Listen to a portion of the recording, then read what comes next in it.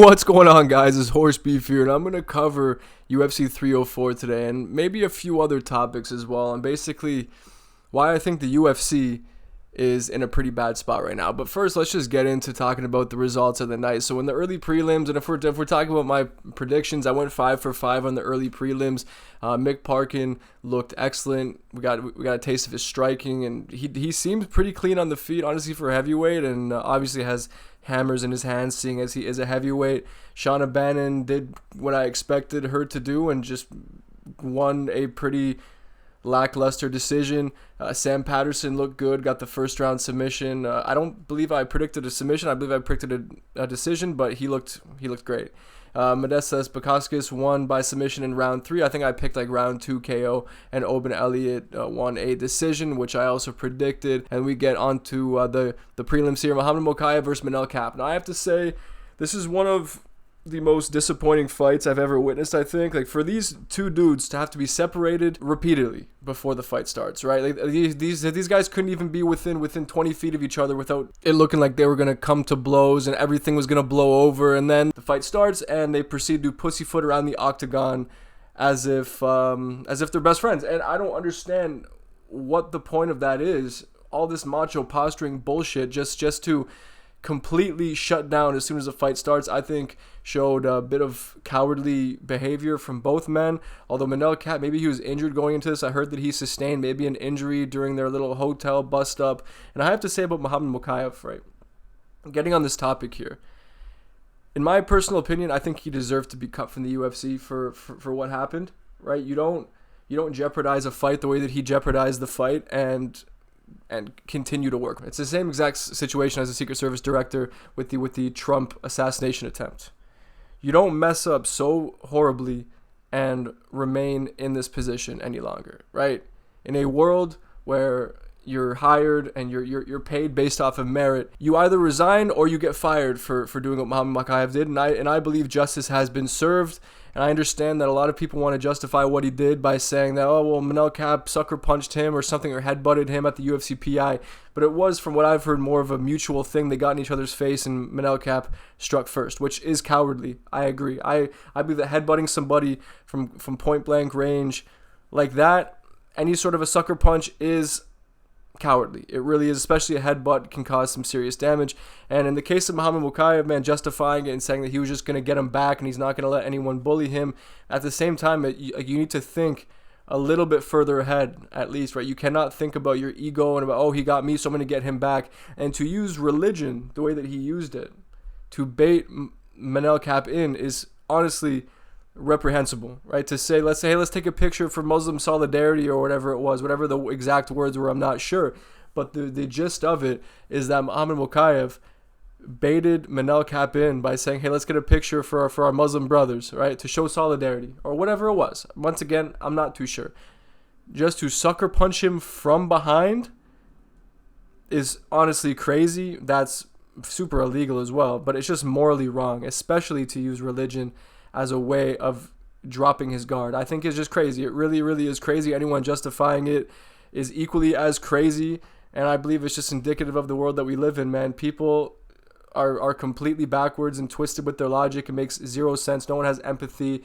And I know that has nothing to do with UFC 304, but at the same time, just all of these events happening recently have really reaffirmed what I've always believed, and that is that human beings are at their lowest point right now in human history, at least that I've lived through. I have not lived through a period in time where I've been this disappointed in human beings. But let's just get on to the next one, man. Jake Hadley versus Kaylen Loughran. It was a pretty good fight. Jake Hadley looked great in there. I picked Kaylen Loughran, and God was I wrong about that, man, because Jake Hadley put on a very nice performance against Kaylen Loughran, completely pieced him up in the stand-up.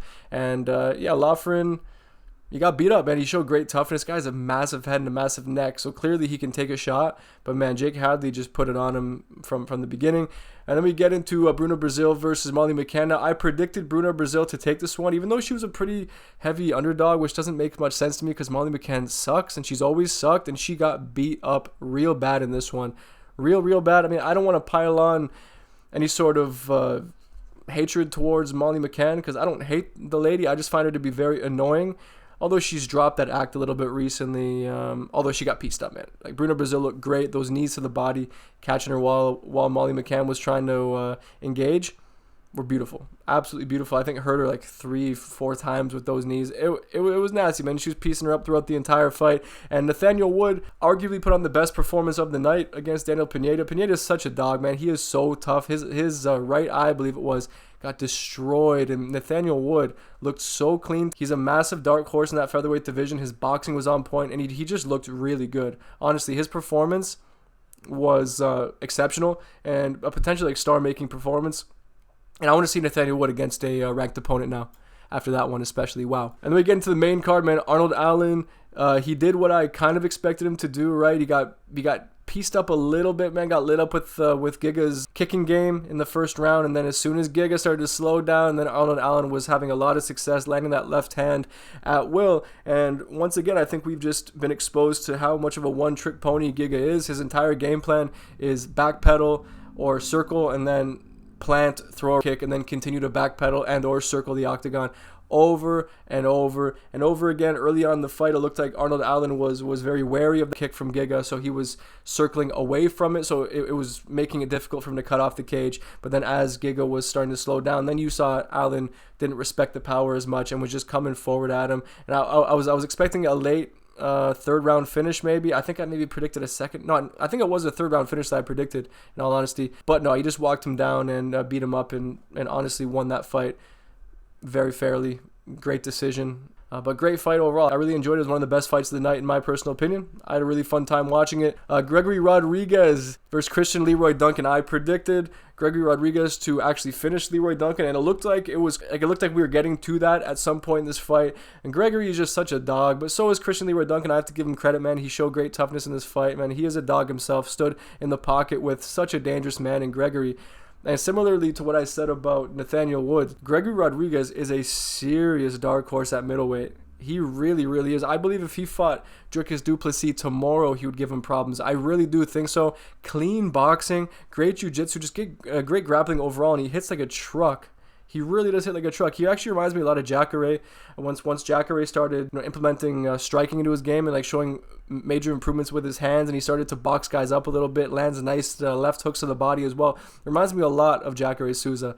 And I love me some Gregory Rodriguez. I would say he's like a top 5 favorite fighter in the UFC for me right now. Then we get into King. I'm not calling him King Green. Bobby Green versus Paddy Pimblett. Now, Paddy proved me wrong here. This is the best performance of Paddy Pimblett's career. The grappling was amazing. I don't understand why Bobby Green was shooting for takedowns there. I mean, that's on him, right? Got caught in a guillotine and then a clean transition to a triangle choke, man. Beautiful submission. Honestly, a beautiful submission. Best performance that I've seen from Paddy Pimblett, and one of the best submissions I've seen all year, in all honesty. So big respect for Paddy Pimblett, man. You proved me wrong, and I love to be proven wrong. I really do. I really, really love to be proven wrong. Tom Aspinall versus Curtis Blaydes, man. 1 round KO. He's just next level. He really is just a next level heavyweight. So fast, so good. It's going to be hard for anyone to beat him, because I don't think anyone can match that speed on the feet. It's going to be so tough for anyone to dethrone this man. Curtis Blaydes honestly looked good as the fight was starting up. He landed a nice 1-2, I think, like clean on the chin of Tom Aspinall. So I think clearly we've seen that Tom Aspinall, he's taken a clean shot off of Pavlovich, taken a clean shot off of Curtis Blaydes. Now both guys hit like trucks, ate them. So maybe Tom Aspinall's chin is really good too.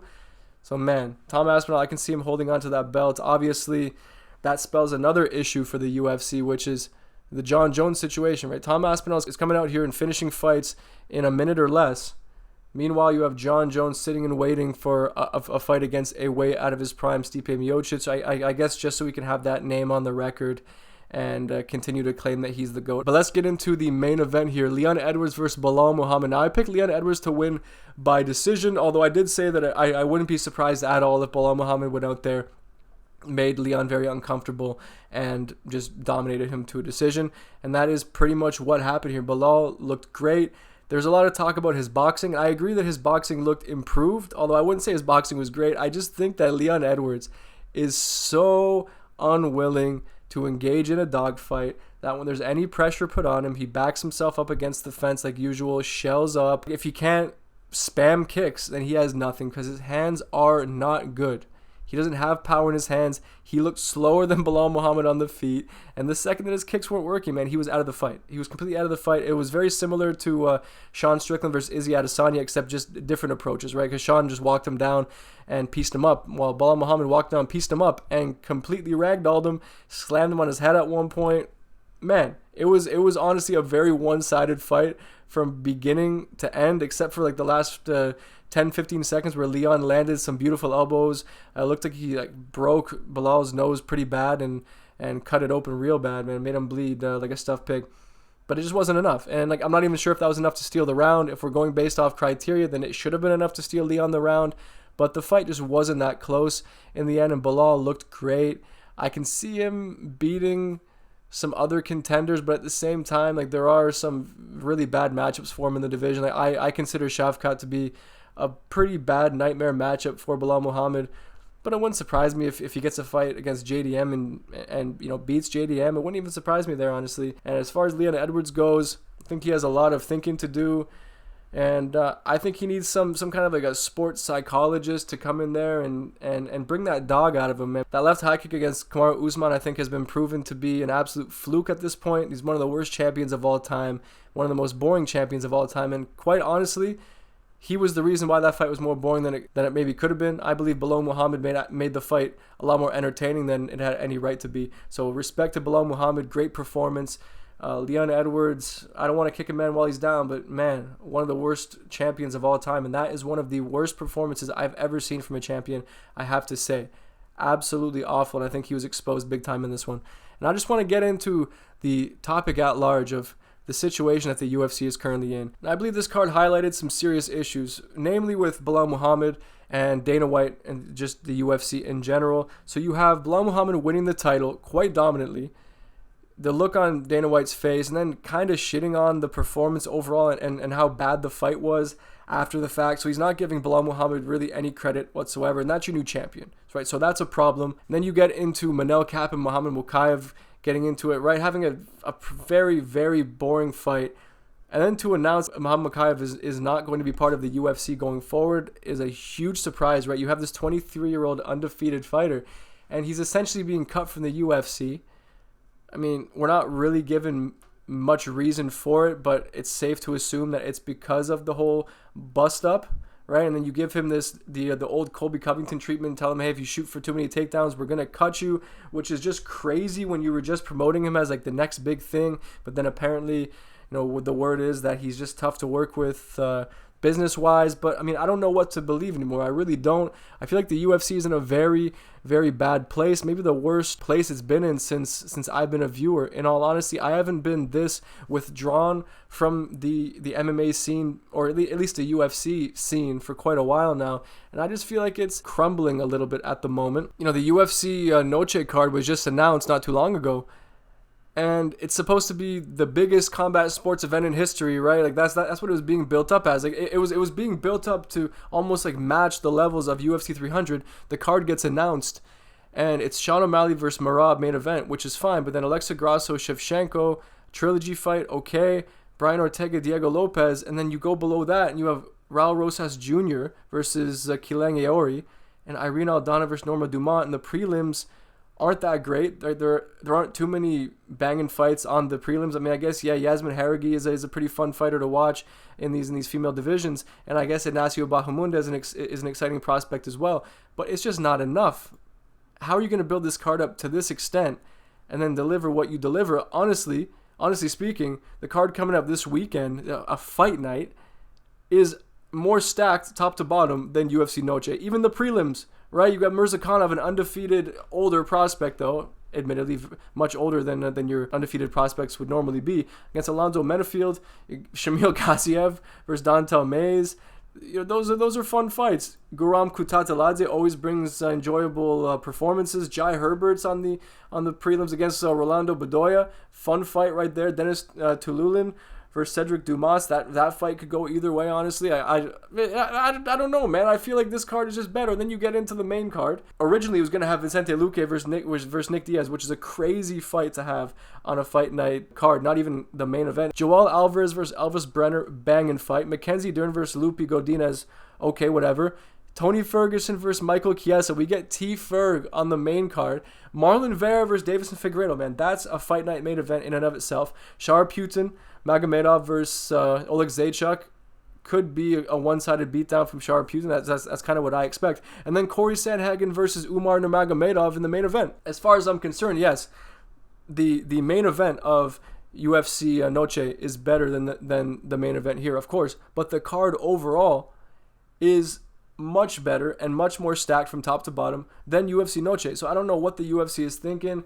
I don't feel like there's a whole lot of hype around the UFC right now. You have inactive champions. I just feel like there's something going wrong, and we need more personality in the game. Like, I understand we hate on Conor McGregor, and we don't exactly hate on Chael Sonnen, though, I must say, but we're missing personalities like that, because we're constantly being convinced that Sean O'Malley is this Conor McGregor-like figure. The man does himself no favors when he starts speaking, and I haven't been excited since UFC 300. I feel like the UFC blew its load with the UFC 300 card, and now we're kind of just picking up the pieces and getting the scraps from that point onwards. And I don't know. I'm not too sure what to think about it. Maybe I'm a little bit out of left field with this one. Maybe you guys don't agree, but I would like to know in the comments if you guys do agree with my takes on this card, if you agree with my takes on the UFC in general. I really just wanted to make this a big opinion piece, because ultimately I do have opinions, and I don't mind sharing my opinions freely. I really don't mind. And if you guys agree or disagree, let me know in the comment section below. If you're looking forward to this upcoming card, I will either make a pick video or do a little post with my picks in it. If you guys would prefer me to make a full video, then just let me know, and I'll definitely do that as long as people are actually asking for it. And I'll try my best to get around to that, although I won't be able to make videos for the next couple of days because I will be busy. But anyway, guys, I appreciate you watching as always, and I'll see you on the next one.